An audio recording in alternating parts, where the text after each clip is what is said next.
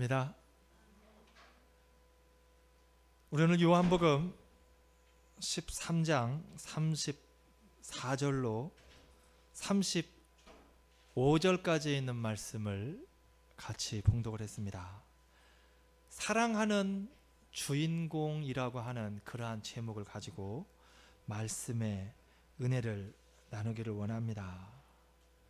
조연이 아니라 주인공이 되어주시기를 주님의 이름으로 축복을 드립니다. 조연하면 조금 겉도는 느낌이 있는데 주인공 하면 왠지 내가 무언가 된 것 같은 그러한 느낌입니다. 무언가 된 것 같은 느낌이 아니라 실제로 그러한 무언가가 되어져서 살아가시는 저와 여러분들 되어지기를 먼저 주님의 이름으로 축복을 드립니다. 우리가 믿는 이 기독교를 흔히 이르기를 부활의 종교라고 그렇게 이야기합니다. 또는 생명의 종교, 또 희생의 종교, 영생의 종교, 영생을 소유하는 그러한 종교라고 이야기들 많이 합니다. 그러나 이러한 이야기들 속에 사랑이 없으면 그 이야기가 전개가 되어지질 않습니다. 이러한 약이 되어지는 이야기들 속에 사랑이라고 하는 연결고리가 중간중간 계속해서 들어가야만이 이야기가 아름답게 연결이 되어진다라는 것입니다. 일반적으로 가정에서 임종을 눈앞에 두었을 때에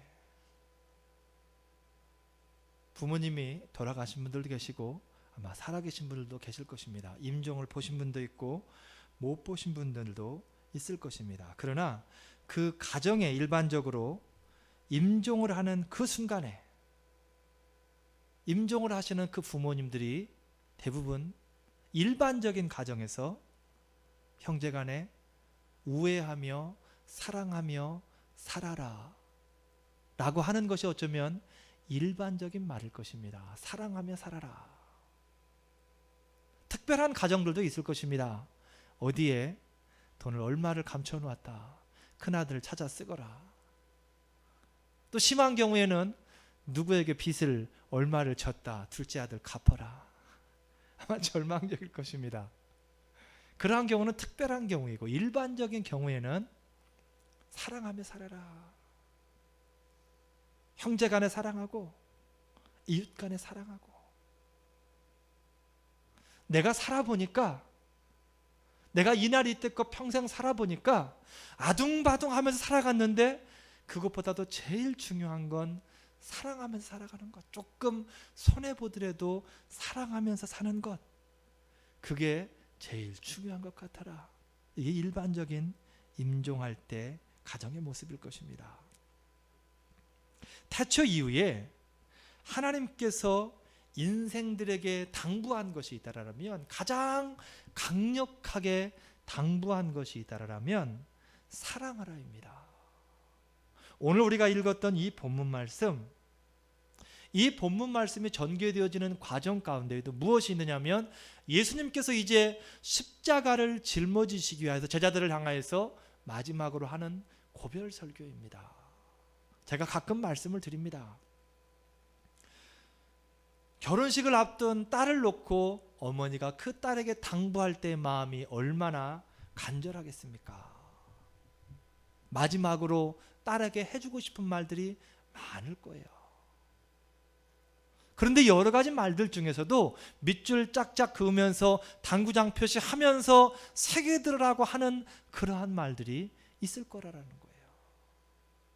그런데 오늘 예수님께서 하시는 말씀, 마지막으로 제자들을 향하여서 말씀을 선포하시는데 그 가운데 선포되어지는 말씀 가운데에 가장 중요한 말씀이 있다라면 사랑하라.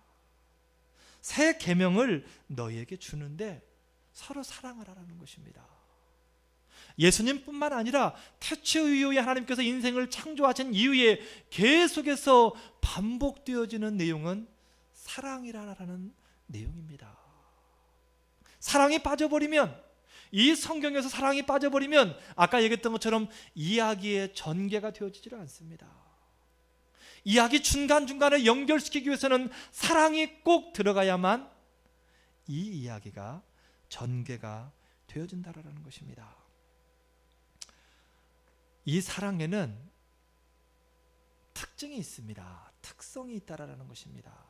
공통적으로 누구를 막론하고 이 사랑을 하게 되면 비슷한 현상을 보이게 됩니다.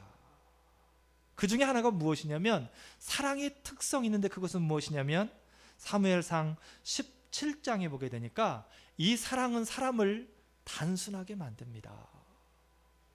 그런 특성을 가지고 있어요. 아주 머리 복잡하게 살아가던 사람도 사랑에만 빠지면 단순해진다라는 거예요. 어느 정도로 단순해지는가? 어린아이와 같이 단순해진다라는 것입니다. 사무엘상 17장에 보게 되니까 골리앗을 향해 앞뒤 가리지 않고 싸움에 나간 다윗을 볼 수 있습니다.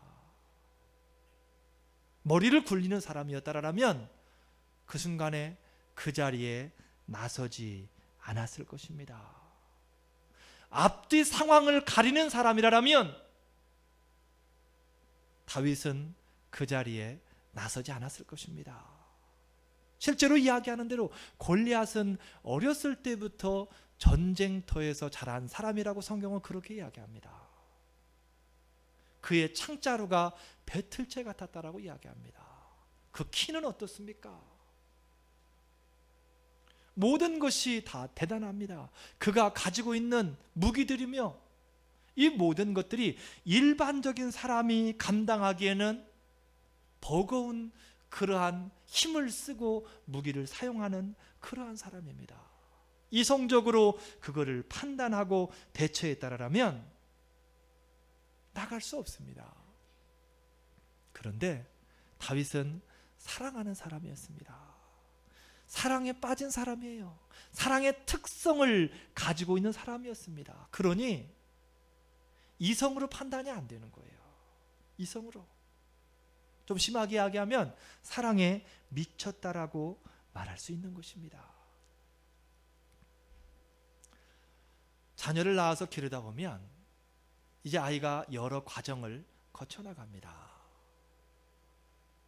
어렸을 때의 유아기부터 시작해서 유년기를 지나서 소년기, 청년기, 장년기에 이르기까지 사람이 성장하는 과정이 있다라는 것입니다.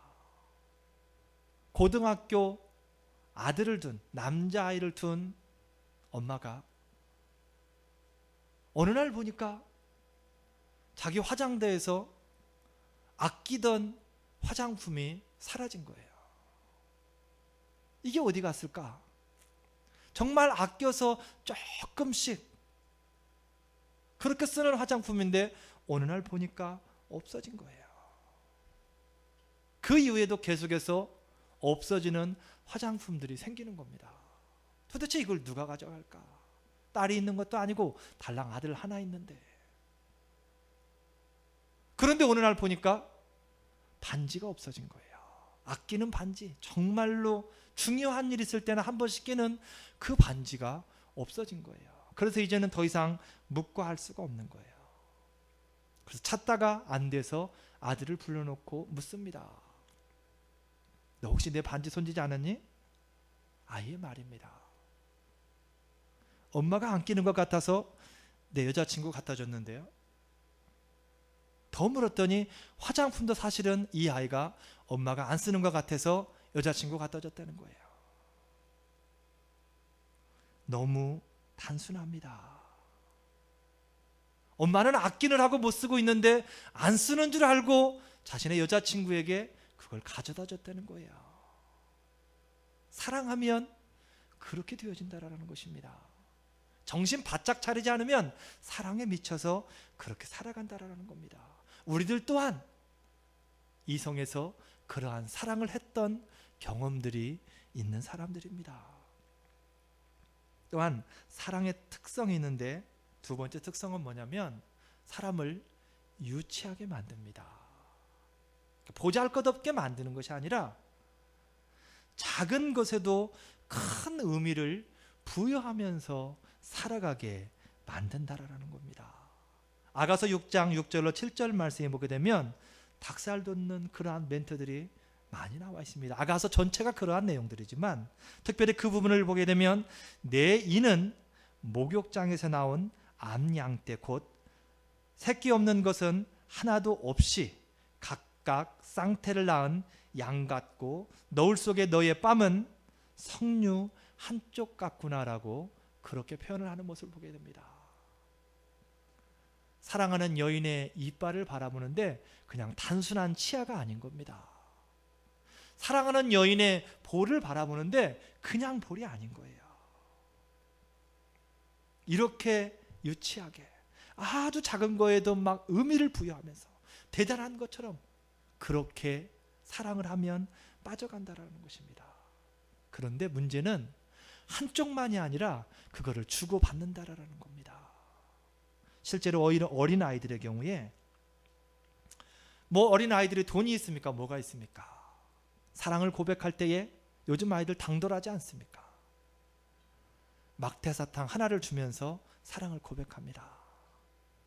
그런데 정말로 놀라운 건 그 막대사탕 하나를 받고 사랑 고백을 받아들인다라는 것입니다. 얼마나 단순합니까? 따지지 않는다라는 거예요. 그 사탕 조그만한 하나 사탕을 받고서 감동을 받는다라는 거예요. 사랑은 그렇게 사람을 유치하게 만든다라는 것입니다. 다른 사람이 볼 때는 유치하지만 실제로 상대방들은 그게 굉장한 거라는 거예요. 그 막대사탕 하나를 받고서 때로는 먹는 아이들도 있지만 먹지 못하고 소중하게 간직하는 아이들 또한 있다라는 것입니다. 사랑은 우리를 그렇게 만들어버린다라는 거예요.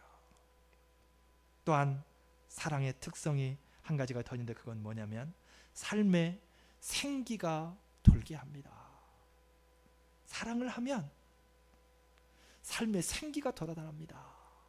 실제로 성경을 통해서 보게 되면 사랑하는 라헬을 위해 7년을 수일처럼 여겼던 야곱에 대해서 기록을 합니다.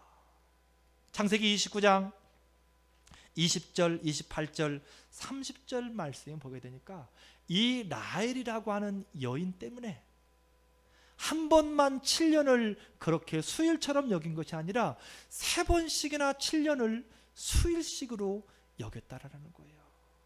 삶이 얼마나 기뻤는지, 삶이 얼마나 즐거웠는지 그 상황을 이 야곱을 통해서 엿볼 수가 있다라는 겁니다. 여러분 하루의 삶이 어떻습니까? 하루의 삶이 너무 힘들고 지루하고 길게 느껴지고 그럴 때 있을 것입니다. 그럴 때 나를 돌이켜보면 내 가슴 속에 사랑이라고 하는 씨앗이 사라져버린 것을 볼 수 있을 것입니다. 내가 무엇이 되었든지 간에 사랑하고 있다라면, 특별히 사람을 사랑하고 하나님을 사랑하는 그러한 가운데 있다라면 하루의 삶이 지루하지 않다라는 것입니다. 하루가 힘들지 않다라는 것입니다. 이 야곱이라고 하는 사람, 단순히 가정에서 살아가는 편안한 삶을 살아간 것이 아니라 타향살이를 하고 있는 사람입니다. 외삼촌의 집이었지만 남의 집처럼 그곳에서 땀을 흘려 일을 하는 그러한 사람이었다라는 것입니다. 세를 받고 일을 하는 그러한 인생을 야곱이 살고 있었는데 불과 그 힘든 타향살이가 며칠처럼 느껴지는 삶을 야곱이 살고 있었다라는 것입니다. 여러분, 여러분의 남편을 생각할 때에 하루의 삶이 기쁘십니까? 새 것으로 바꿔야 돼. 이러한 생각을 하십니까? 우리 남자분들, 아내를 생각할 때에 가슴이 뛰고 마음이 기쁘십니까? 아니면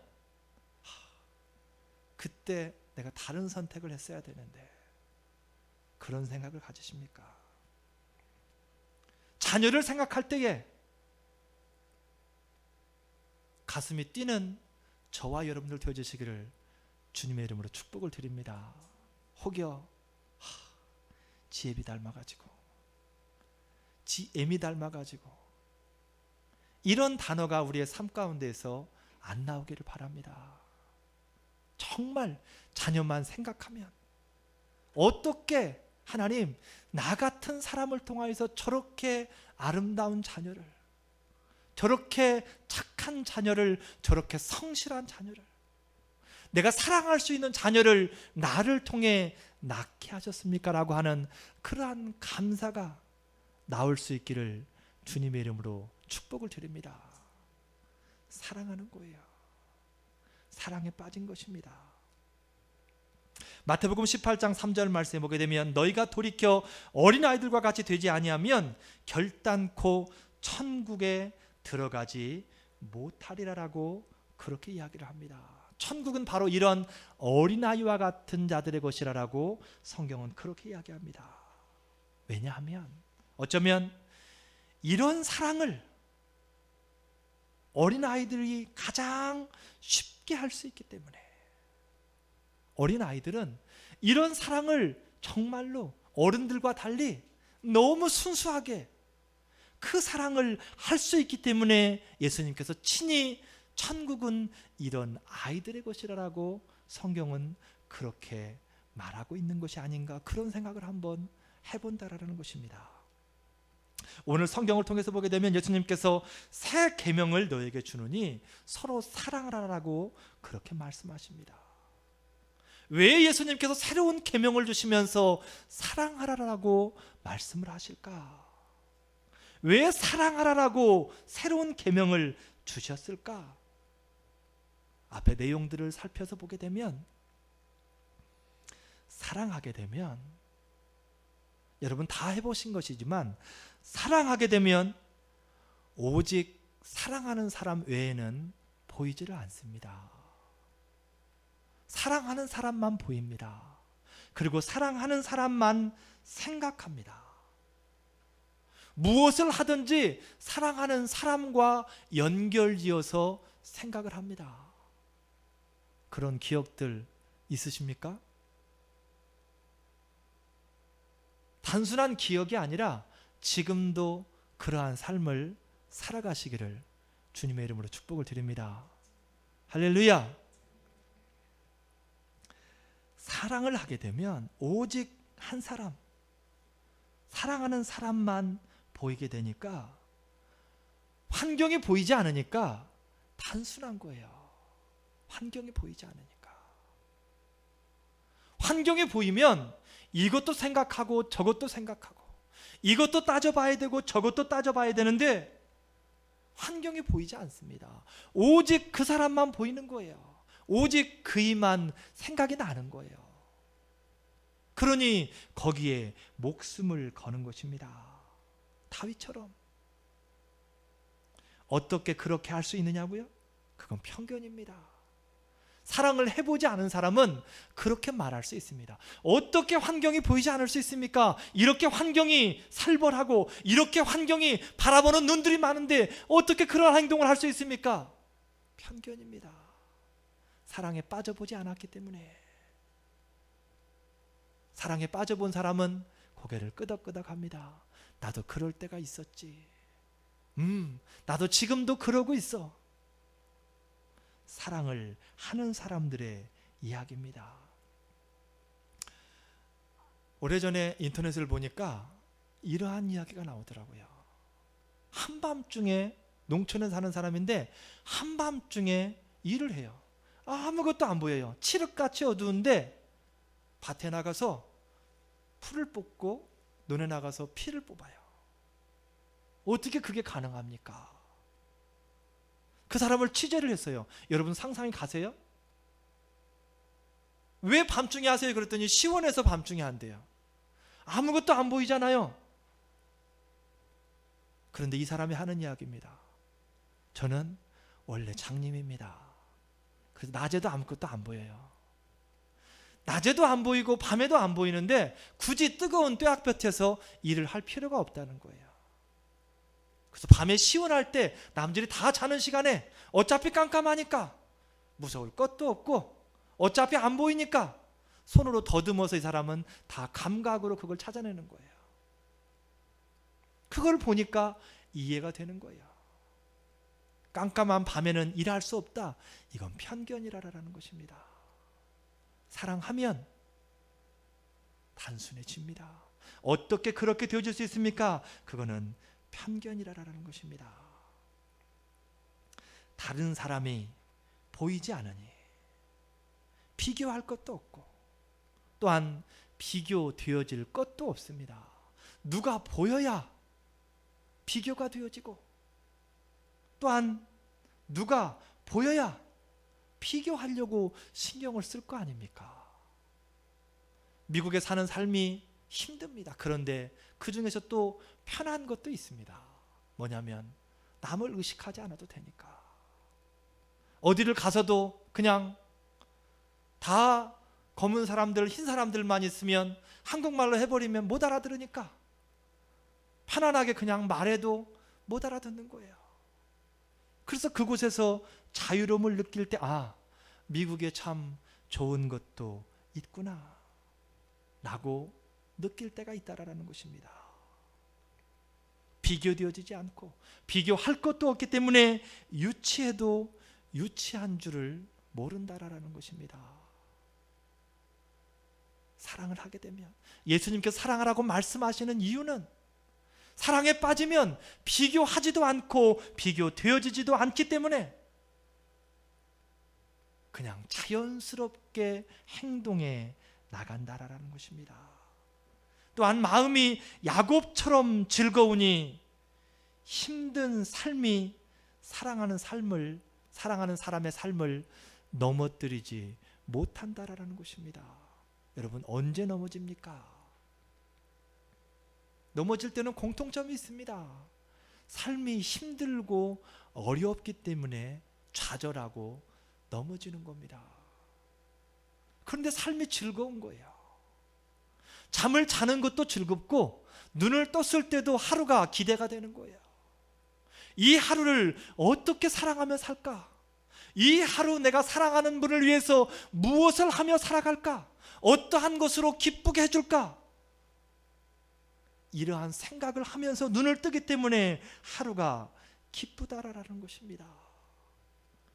사람들이 바라볼 때는 힘든 상황 가운데 놓여 있지만 나는 전혀 그 상황이 힘들지 않습니다. 왜냐하면 사랑에 취해 있기 때문에. 사랑에 취해 있기 때문에. 조금 그러한 비유지만 술에 취한 사람들이 가끔 넘어집니다. 그 사람들이 하는 이야기는 내가 흔들린다라고 생각하지 아니하고 가만히 서 있는 전봇대가 왔다 갔다 한다라고 그렇게 이야기를 합니다. 나는 가만히 서 있었는데 갑자기 땅이 일어섰다라고 그렇게 이야기를 합니다. 그런데 그 사람들이 많이 넘어지는데 넘어져도 그 사람들이 잘 안 다칩니다. 심지어는 조금 낭떠러지 같은데 떨어져도 멀쩡한 사람 같으면 많이 다쳐야 될 상황인데 이 사람들은 안 다치는 경우를 봅니다. 의학적으로 왜 그러는지는 모릅니다. 저는 이유가 있겠죠. 단지 취했다는 이유밖에는 없습니다. 우리가 사랑에 취해 살아가게 되면 힘든 상황에서도 힘든 것을 느끼지 못합니다. 오히려 그 힘든 상황을 누리며 기뻐할 줄 아는 그러한 노하우를 가지게 된다라는 사실입니다. 사랑하는 삶에 이러한 일이 일어나는 이유는 다른 것 때문이 아니라 우리가 사랑을 하게 되면 온 마음을 담아서 사랑을 하게 됩니다. 우리가 사랑을 할 때에 내 의지대로 양쪽 다리를 거치고 이만큼만 사랑해야지 하면서 사랑할 수 있는 사람은 아무도 없습니다. 사랑에 통제되어지지 않는다라는 것입니다. 사랑을 통제할 수 있는 사람은 아무도 없습니다. 한번 빠져 들어가게 되면 걷잡을 수가 없습니다. 헤어나올 수도 없습니다. 그렇기 때문에 사랑에 이러한 일이 일어난다라는 것입니다. 오늘 성경을 통해서 보게 되니까 사랑의 결과가 있습니다. 36절 말씀에 기록을 하는데 사람들이 인정하는 크리스찬이 된다라는 것입니다. 사람들이 너희가 사랑할 때에 내 제자인 줄을 안다라는 거예요. 크리스찬이라는 것을 사람들이 인정한다라는 것입니다. 우리가 예수 믿는 것을 밖에 나서 보여줄 수 있는 가장 좋은 것, 사랑하는 겁니다.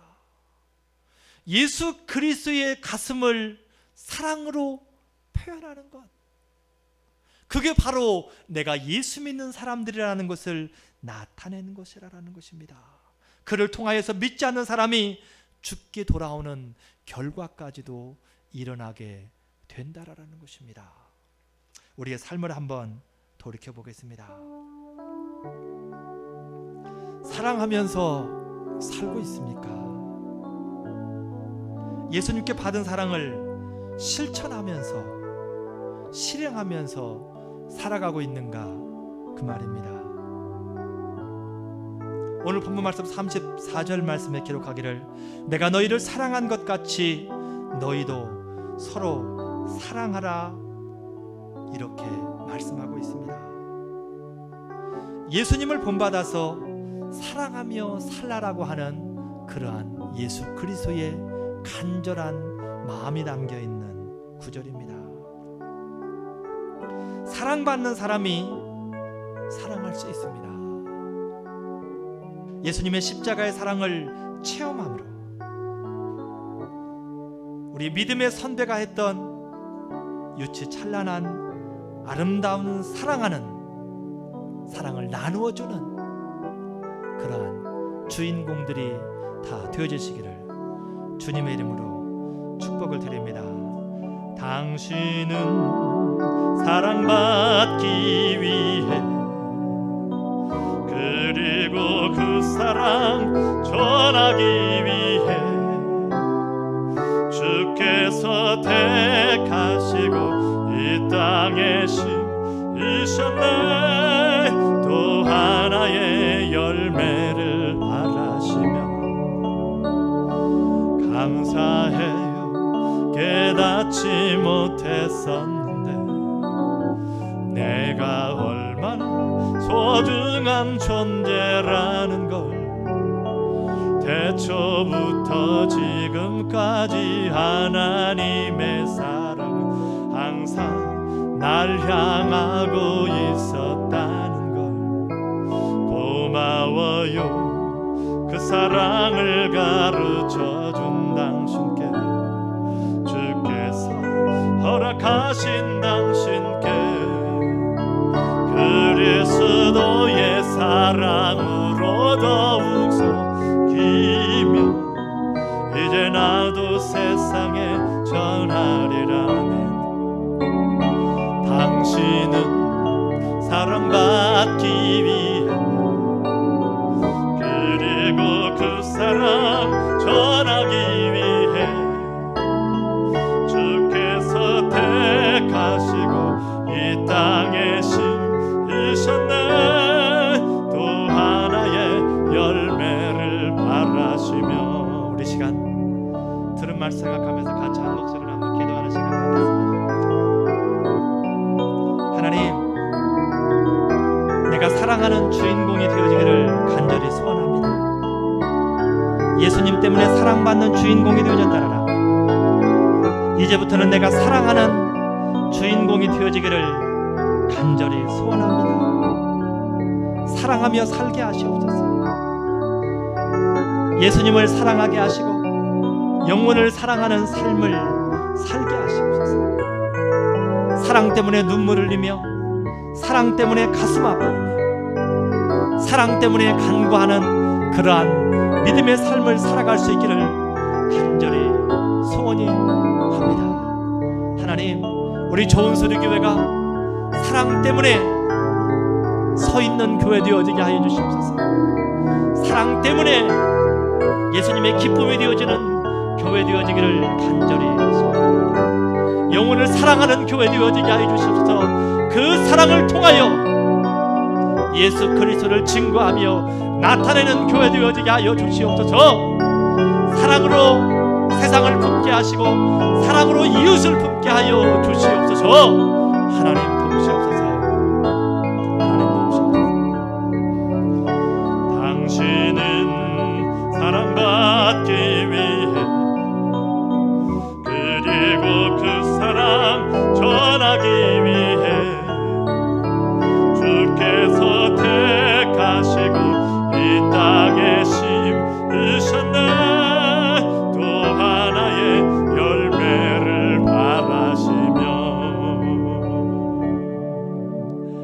예수님의 이름으로 기도드립니다.